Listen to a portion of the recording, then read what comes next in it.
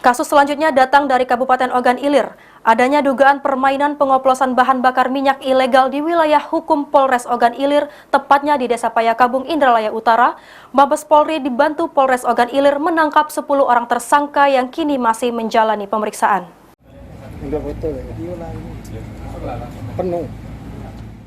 Inilah 10 tersangka pengoplosan bahan bakar minyak atau BBM ilegal yang ditangkap tim gabungan Mabes Polri dan Polres Ogan Ilir di Desa Payakabung, Indralaya Utara.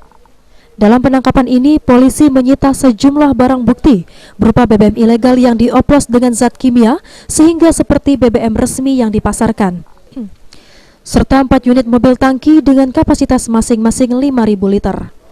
Kapolres Ogan Ilir AKBP Andi Basur Rahman, dari pemeriksaan 10 orang yang ditangkap, 2 orang merupakan pemilik gudang BBM dan 8 orang pegawai gudang yang berperan sebagai pengoplos BBM. Ya, sekira pukul 23.00 waktu Indonesia Barat, pukul 18 Agustus di Jalan Lintas Palembang Prabu Muli, daerah Payakabung, Kecamatan Indralaya. Kemudian dari tim Mabes Polri sama kami ini turun melaksanakan monitoring, kemudian melaksanakan pengecekan ke tempat yang diperkirakan sebagai gudang, tempat penyimpanan bahan bakar minyak.